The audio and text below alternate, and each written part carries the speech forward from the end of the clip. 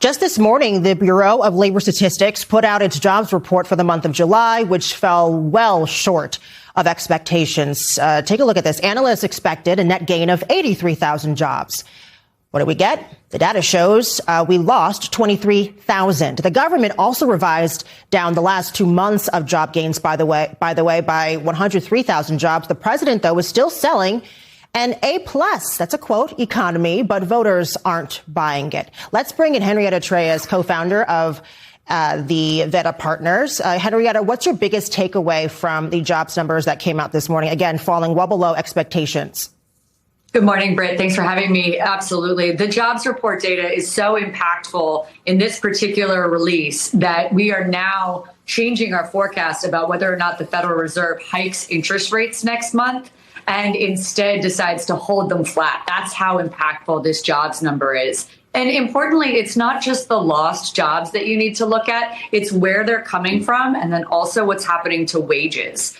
Average hourly earnings are the weakest they have been since May of 2021. So this is a real indicator of why the American public feels so disconnected from the economy, from stock market gains, from any A-plus, as you mentioned, that the president might be giving the economy. Voters just aren't feeling it. And it's because their wages aren't keeping up and jobs are being lost. And this is all while the inflation rate is sitting at 3.5%. So when you have, a weaker jobs market and the inflation, what effect does that have for Americans at home? It's a double whammy.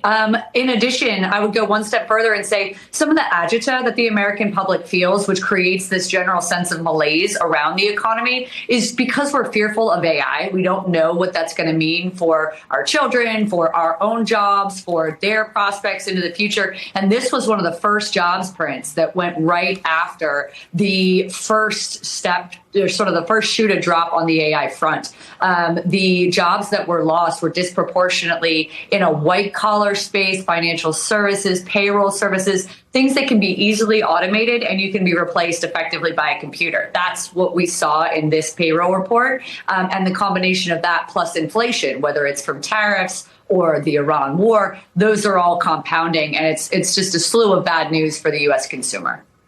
So I guess what's sort of confusing to me is when you hear the president just this week saying that the United States has, the greatest economy in the history of the world, calling it the golden age economy. How does this report then fit into that narrative?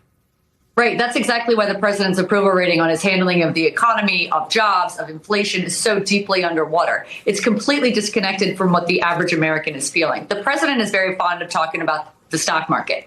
Earnings have been incredibly strong. The U.S. economy has just created a brand new invention in AI that is booming. The U.S. consumer is also globally very, very resilient, as we always have been. The adage is don't fight the U.S. consumer, just like you don't fight the Fed. So the disconnect that the average American is feeling in terms of seeing all this growth in the stock market that's coming from the Mag 7, from AI adoption, from this generation of massive capital expenditures into these huge data centers, just doesn't translate when you're not earning enough to keep up with inflation. And again, like I said, it's the lowest, weakest hourly earnings rate that we've seen since May of 2021. So the American public is looking at their pocketbook and saying, I just don't see it. It's a big double whammy, as you said.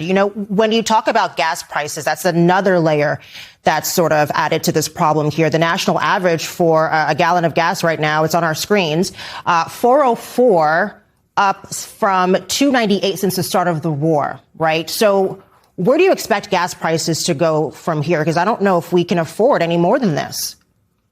Britt, one of the things that's most important about the data set you've got up here and this $4.04 gas is that we're just not breaking below that $3 barrier. We've been at, $3.09 all through the last couple of weeks. The war continues to be volatile. Maybe we get a ceasefire, maybe we don't. Maybe it lasts 60 days, maybe it doesn't. But the gas market is tight. The crude market is tight. And so that creates a situation where the president can't just snap his fingers and get us back to that $2.98 figure.